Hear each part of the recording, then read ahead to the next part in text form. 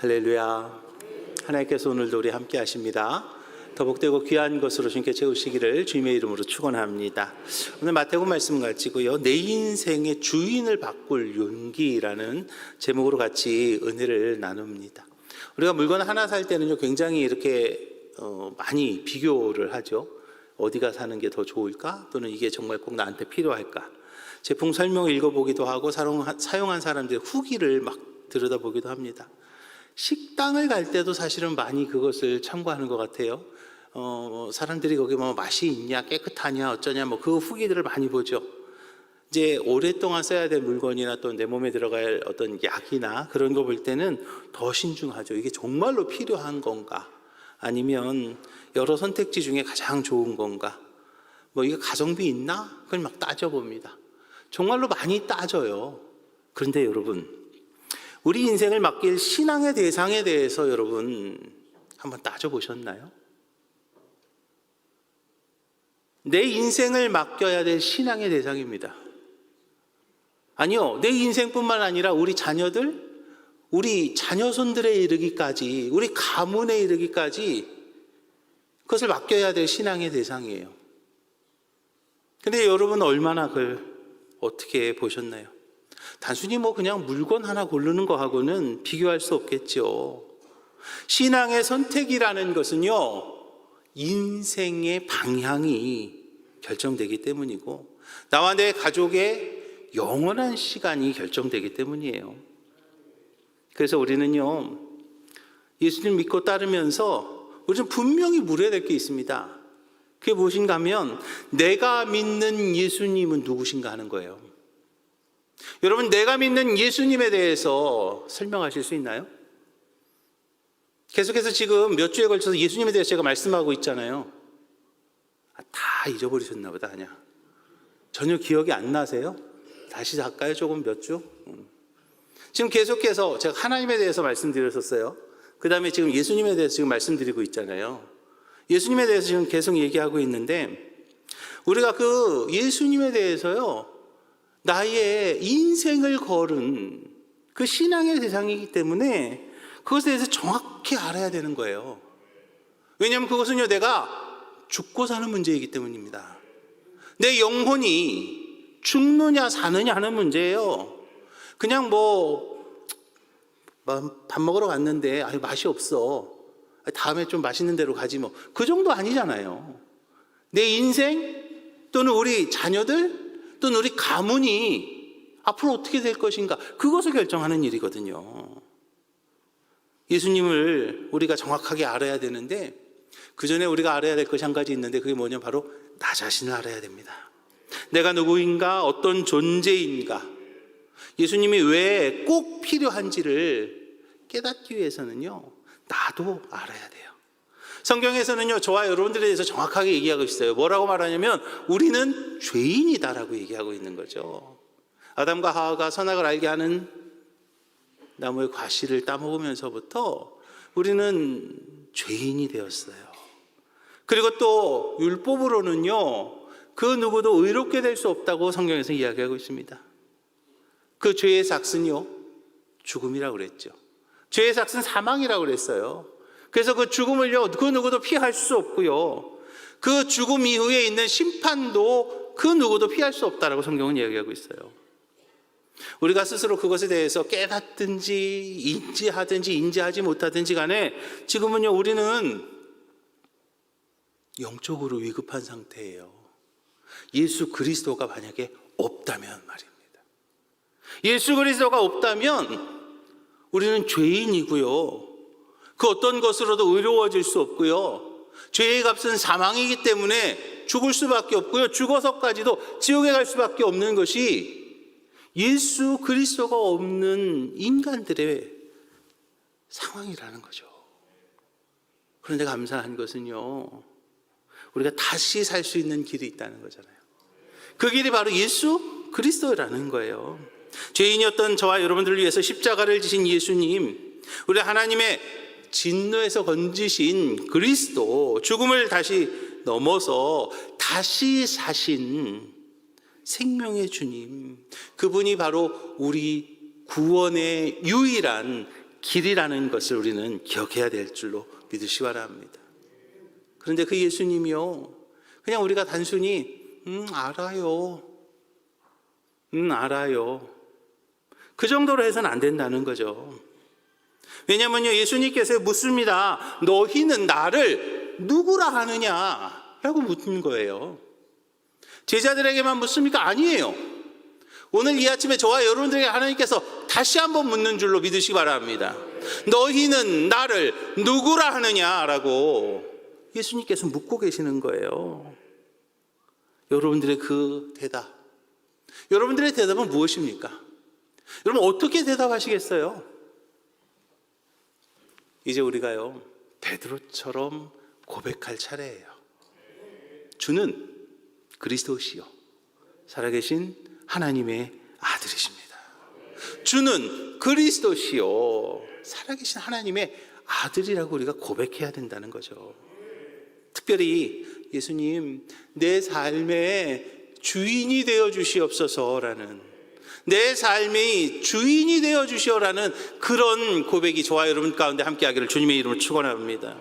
베드로는요, 예수님을 주님으로 고백을 합니다. 처음에는 어쩌면 베드로가 예수님 따라다녔을 때 어쩌면 선생님으로 따라다녔는지도 모릅니다. 삶의 지혜를 나눠주고요, 의미 있는 가르침을 전해주시는 분. 그러나 어느 순간 베드로는 더 이상 예수님을 선생님으로 보지 않은 거죠. 뭘로 봅니까? 자기의 삶의 주인으로 모시기로 결정한 거예요. 이제 저와 여러분들에게도요, 그런 믿음의 결단이 있어야 될 줄로 믿으시기 바랍니다. 그 믿음의 고백이 있으시기를 주님의 이름으로 축원합니다.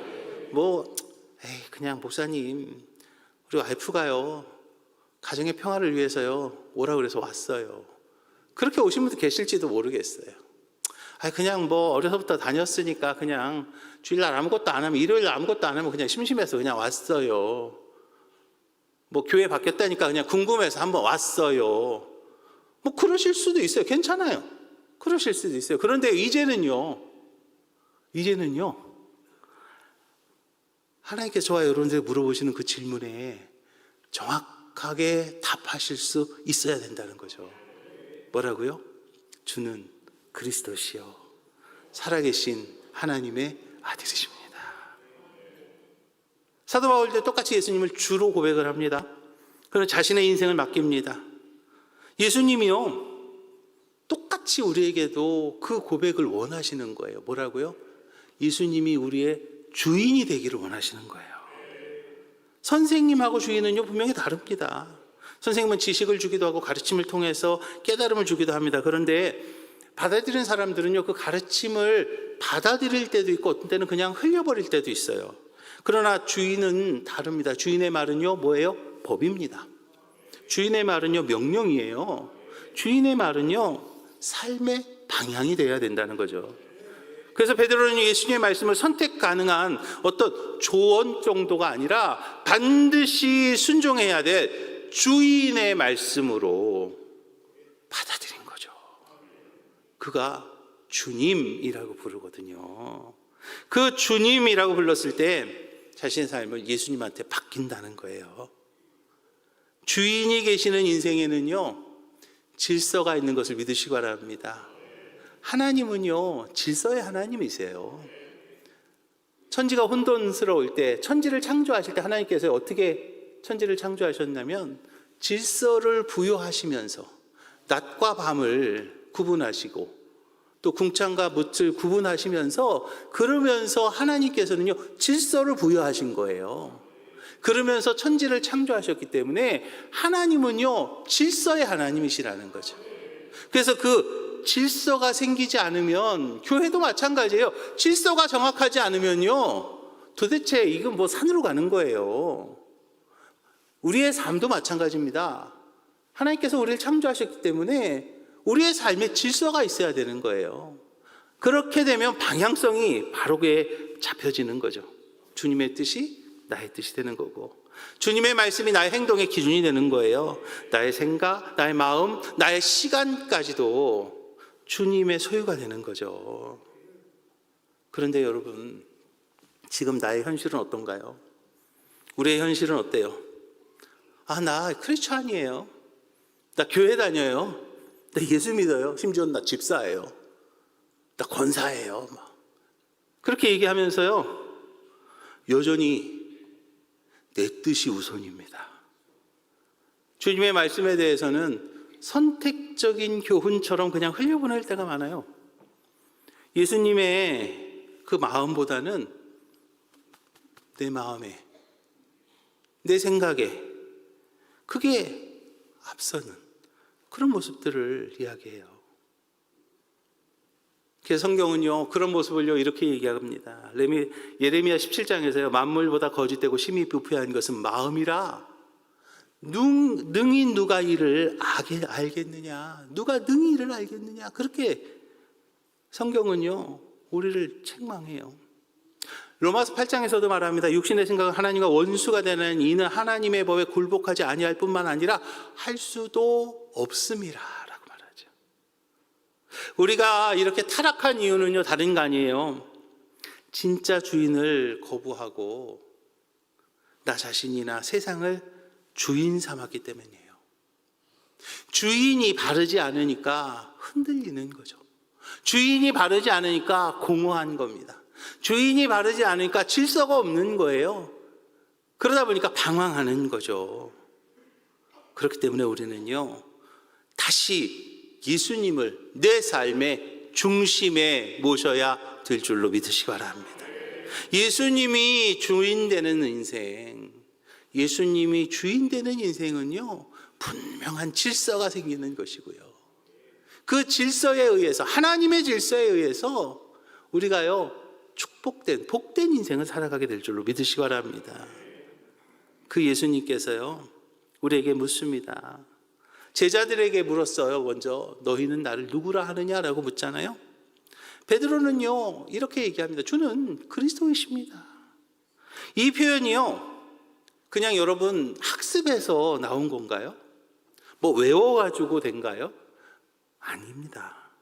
단순한 그런 신앙적인 표현이 아닙니다. 삶의 방향을 예수님한테 맡기겠습니다라는 전적인 헌신의 선언이 바로 주는 그리스도이십니다라는 그런 고백인 것을 기억하시기 바랍니다. 이 그리스도라는 것, 이 그리스도라는 단어는요 단지 예수 그리스도야, 예수님이 그리스도야, 여러분 뭐 무슨 선생님 뭐 그렇게 부르는 그런 호칭이 아닙니다. 그 그리스도라는 그 단어 안에는요 예수님의 정체성이 담겨져 있는 거예요.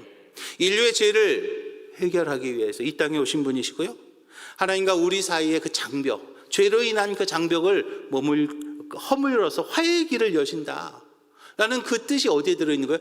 그리스도라는 그 호칭 가운데 들어있는 거예요.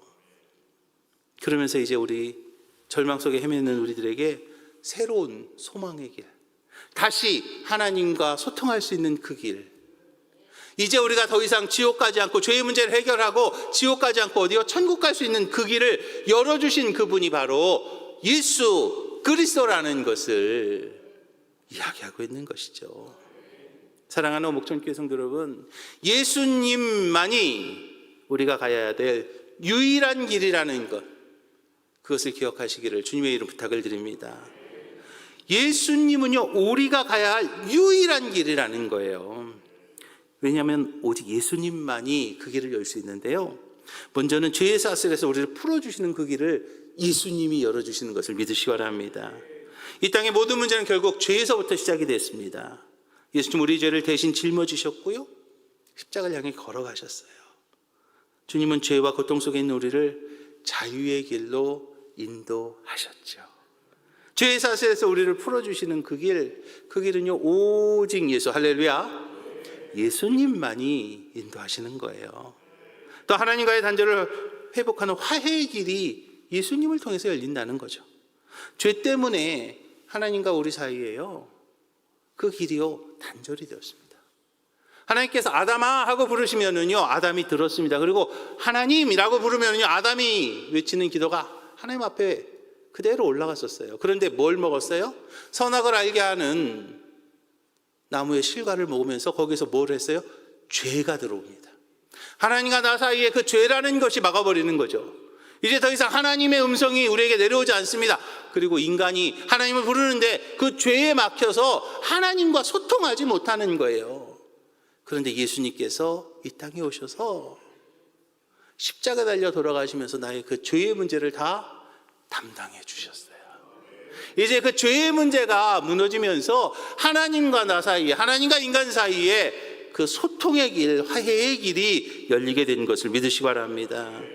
그러면서 이제는 절망에서 소망으로 나아가는 그 길이 열리게 된 거죠. 요즘 이 세상이 얼마나 불확실합니까? 어느 날, 언제, 어떻게 될지 정말 알 수 없는 때가 바로 지금 이 시간이에요. 트럼프 대통령이 한마디만 하면 그냥 세계 경제가 막 뒤집어지는, 도대체 이런 전에 보셨어요? 보셨어요, 권사님? 그쵸? 안 봤죠. 나 끄떡끄떡해서 나 깜짝 놀랐어. 옛날에도 그런 적이 있었나 근데 처음인 것 같아요, 제 평생에. 아니, 이렇게 불확실한, 갑자기 대통령이 그냥 없어져. 난 옛날에 전두환 대통령, 박정희 대통령, 나 너무 옛날 사람 같나? 좀 미안한데. 하여튼 우리는 어렸을 때 박정희 대통령 그랬잖아요. 근데 갑자기 대통령이 없어져. 이런 불확실한 시대를 우리가 살아본 적이 없어요. 그런데 이때에도 우리는요, 흔들림 없는 소망과 확신을 가질 수 있는 거예요. 예수님 붙잡으면, 예수님께서 우리를 절망에서 소망으로 인도하실 줄로 믿으시기 바랍니다. 이제 우리는요, 우리가 따라가는 유일한 길이신 예수 그리스도, 그분을 붙잡은 우리 오목촌교회 모든 성도들이 되시기를 주님의 이름으로 축원합니다. 요한복음 14장에서 말하면 내가 곧 길이요 진리요 생명이니 나로 말미암지 않고는 아버지께로 올 자가 없느니라 분명히 말씀하셨잖아요. 사도행전 4장에서 말합니다. 다른 이로서는 구원을 받을 수 없나니 천하 사람 중에 구원을 받을 만한 다른 이름을 우리에게 주신 일이 없음이니라 라고 그랬어요. 정말 좋은 말들 많습니다. 좋은 격언들도 많습니다. 예쁜 말들도 얼마나 많은지 몰라요. 그러나 우리를 영원으로, 영원한 생명으로 이끄는 그 길은요, 오직 예수 그리스도 한 분뿐임을 믿으시기 바랍니다. 이 시간 여러분들의 고백이 함께하기를 주님의 이름으로 축원합니다. 예수님은 내 삶의 유일한 길이시라. 예수님은 내 삶의 유일한 길이라는 분명한 고백이 저와 여러분 가운데 함께하기를 주님의 이름으로 축원합니다. 이렇게 예수님을요 바르게 아는 것, 여기에서부터 뭐가 시작돼요? 믿음이 시작되는 것임을 기억하시기 바랍니다. 우리의 믿음의 시작이 어디입니까? 바로 예수님을 정확하게 아는 거예요. 예수님을요 바르게 아는 거예요. 예수님을 바르게 알면서부터 우리의 믿음은요 시작되는 거거든요. 그 예수님께서 제자한테 묻잖아요. 너는 나를 누구로 아느냐? 베드로가요 100점짜리 대답을 합니다. 주는 그리스도시요 살아계신 하나님의 아들이십니다. 이건 지식이 아니에요. 이건 학습에서 들은 것도 아닙니다. 베드로는 예수님을 정확하게 알고 믿었던 거죠. 어떤 이들은요 예수님을 그냥 훌륭한 선생님 정도 또는 좋은 분 정도로 생각할 때가 있어요. 그러나 여러분, 예수님은요 살아계신 하나님의 아들이십니다. 히브리서 기자도 얘기하잖아요. 어느 천사에게 하나님께서 너는 내 아들이라 하신 적이 있느냐? 라고 히브리서에 나오잖아요. 예수님만이 하나님의 아들이고 그 신성은요 예수님께서 세례 요한한테 세례 받으실 때 하늘로부터 음성이 들립니다. 뭐라고요? 이는 내 사랑하는 아들이요 내 기뻐하는 자라 라고 하나님께서 직접 말씀하시지 않았습니까? 그 살아계신 그 하나님의 아들께서 지금도 저와 여러분 가운데 역사하시는 것을 믿으시기 바랍니다. 근데 여기서 우리가 분명하게 깨달아야 될 게 있어요. 살아계셨다, 살아계신 예수님이라고 우리가 얘기합니다. 예수님은 죽었다, 안 죽었다, 예수님이 살았다, 부활했다. 지금 여기서 얘기하는 그 살아계신이라는 것은요, 그 뜻이 아닙니다. 생명이 있고 없고의 의미를 넘어선 거예요. 지금 이 순간에도 역사하시는, 지금 이 순간에도 능력으로 역사하시는 예수님을 우리는 살아계신 예수님이라고 그렇게 얘기하는 거예요. 과거의 능력, 과거의 이야기에 머무는 분이 아닙니다. 지금 2025년 우리가 살아가고 있는 이 시대에도 살아계신 예수님께서 역사하실 줄로 믿으시기 바랍니다. 그래서 우리가 그 예수님을 바르게 알고 그 예수님을 정확하게 신뢰하는데 거기에 이제 우리는 믿음의 시작이 되는 것을 믿으시기 바랍니다. 오늘 이 아침에 베드로 같은 고백이 저와 여러분들 가운데 함께 하기를 주님의 이름으로 축원합니다. 예수님 살아계신 하나님의 아들이십니다. 이 고백이 있을 때 우리의 믿음은요, 거기서부터 시작되는 것이고요, 거기서부터 견고해지는 것이고요, 거기서부터 자라나는 것이고요, 거기에서부터 열매 맺게 될 줄로 믿으시기 바랍니다. 사랑하는 어목전교회 성도 여러분, 지금 그 예수님께서 지금 여러분들에게 묻고 계십니다. 너는 나를 누구라 하느냐? 이 질문은요, 여러분들이 그 지식으로 알고 있느냐? 그게 아니에요. 너는 나를 누구라 하느냐 하는 이 질문의 속뜻은요, 내 삶의 주인이 누구야? 너의 삶의 주인은 누구니? 라고 주님께서 묻고 계시는 거예요. 베드로는 이렇게 고백했죠. 주는 나의 주님이시고 인류를 구원하실 그리스도이시고 살아계신 하나님의 아들이시라는 그런 대답을 했습니다. 이 고백은요, 배워서 한 것도 아니고 신념도 아니고요, 삶 전체의 방향을 바꾸는 용기 있는 결단이었고 믿음의 선언이라는 것을 믿으시기 바랍니다. 안타까운 것은 우리는 여전히 내 생각에 붙잡혀 있죠. 여전히 내 기준에, 여전히 내 감정에, 여전히 내 계획 가운데 우리가 어떻게 해야 되나 이렇게 저렇게 흔들릴 때가 많습니다. 예수님이요 내 삶의 조언자라고 생각해서 그런 거예요. 예수님이 내 삶의 도움이라고 생각했기 때문이에요. 예수님은요 내 삶의 주인이 되기를 원하시는데 말입니다. 이제 우리가 해야 될 것은요 바로 그겁니다. 예수님을 내 삶의 주인으로 고백하시고 여러분들의 삶을 전환하시기를 주님의 이름으로 축원합니다. 이제 주님의 말씀을 법처럼 순종하고 그분의 사역에 기쁨으로 동참하시고요, 그분의 이름 앞에 진심으로 무릎 꿇을 수 있는 우리 오목천교회 모든 성도들이 다 되시기를 주님의 이름으로 축원합니다. 누가 여러분들 인생의 진짜 주인이십니까? 오늘 예수님 앞에 온전히 내 삶을 드릴 수 있는 용기 있는 결단하는 그런 시간 되기 원합니다. 여러분들의 그 용기 있는 결단이 여러분들의 삶을 바꿉니다. 여러분들의 그 용기 있는 결단이 여러분들의 인생을 바꿉니다. 여러분들의 그 용기 있는 그 결단이 여러분들의 가문을 바뀌게 될 줄로 믿으시기 바랍니다. 예수님, 당신 제 인생의 주인이십니다. 내 뜻이 아닌 주님 뜻대로 살겠습니다. 라는 이런 고백이 우리 오목천교회 모든 성도들 가운데 함께하기를 주님의 이름으로 축원합니다.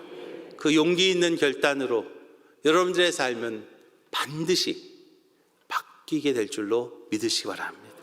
기도하겠습니다. 사랑의 주님, 이제 더 이상 제 삶의 주인이 내가 아님을 고백합니다. 오직 예수님만이 우리의 구주가 되시고 내 삶의 주인이심을 고백합니다. 주님의 길만이 내 생명의 길이오니 그 길을 따르게 하여 주시옵시고 주님의 뜻만이 참된 뜻이오니 그 뜻을 내 뜻으로 함께 하여 주시옵소서. 연약한 나의 생각, 또 나의 욕심, 또 나의 자존심, 그러한 것들 다 내려놓도록 도와주시옵시고 주님의 말씀 앞에 머뭇거리지 아니하고 순종하는 저희들 되게 하여 주시옵소서. 어떤 상황에서도 어떤 형편에서도 하나님의 영광만을 바라보며 살게 하여 주시옵시며, 주는 그리스도시요 살아계신 하나님의 아들이십니다라는 고백을 평생 마음에 품고 날마다 하나님께서 허락하시는 새로운 축복을 향해 나아가는 저희들 되게 하여 주시옵소서. 예수 그리스도의 이름으로 축복하며 기도합니다. 아멘.